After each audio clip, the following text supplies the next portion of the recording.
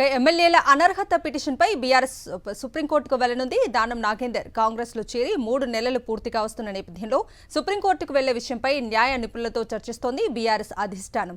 ఈ నెల 27న హైకోర్టులో దానం నాగేందర్ అనర్హత పిటిషన్పై విచారణ జరగనుంది. దానంతో పాటు పార్టీ మారిన ఎమ్మెల్యేలపై బీఆర్ఎస్ సుప్రీంకోర్టుకు వెళ్లనుంది.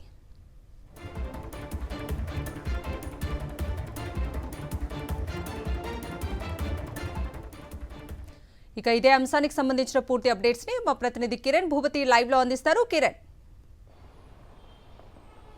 కవిత, ఎమ్మెల్యేల అనర్హతకు సంబంధించి పార్టీ మారినటువంటి ఎమ్మెల్యేల పైన న్యాయ పోరాటానికి బీఆర్ఎస్ సిద్ధమవుతోంది. సుప్రీంకోర్టుకు వెళ్లేందుకు కూడా బీఆర్ఎస్ సిద్ధమవుతున్నటువంటి నేపథ్యంలో తాజాగా ఒక ప్రకటనను కూడా బీఆర్ఎస్ పార్టీ విడుదల చేసింది. ముఖ్యంగా ఇప్పటికే 5 ఎమ్మెల్యేలు ఎవరైతే ఉన్నారో బీఆర్ఎస్ పార్టీ నుంచి వాళ్ళు కారు గుర్తు మీద గెలిచినటువంటి ఎమ్మెల్యేలు ఎవరైతే ఉన్నారో వాళ్ళందరూ కూడా ఇప్పటికే కాంగ్రెస్ పార్టీలో చేరారు.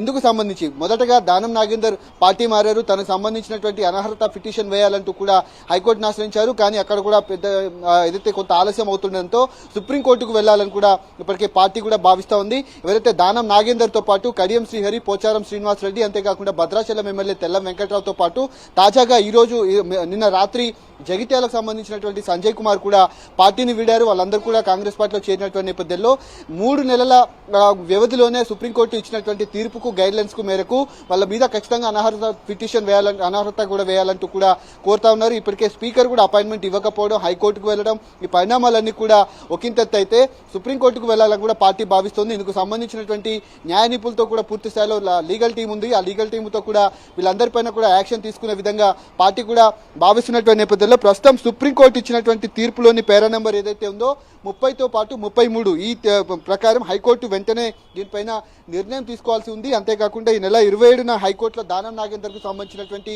పిటిషన్ పైన కూడా అనర్హత అంశం పైన కూడా విచారణ వచ్చేటువంటి అవకాశాలు ఉన్న నేపథ్యంలో తాజాగా దానం నాగేందర్ సంబంధించి కావచ్చు, అంతేకాకుండా మిగతా ఎమ్మెల్యేలు ఎవరైతే ఉన్నారో వాళ్ళు కూడా అనర్హతకు సంబంధించినటువంటి పిటిషన్ ను కూడా బీఆర్ఎస్ పార్టీ వేయబోతోంది. పార్టీ మారుతున్నటువంటి ఎమ్మెల్యేల పైన కూడా ఫోకస్ పెట్టినటువంటి నేపథ్యంలో సుప్రీంకోర్టు గడప ఖచ్చితంగా తట్టాలి, వీళ్ళందరిపైన కూడా అర్హత వేటు వేసే విధంగా సుప్రీంకోర్టును కూడా ఆశ్రయించబోతున్నట్టుగా మనకు ఉన్నటువంటి తాజా సమాచారం కూడా కనబడతా ఉంది. Kavitha. Right Kiran Bhupathi, thank you for the updates.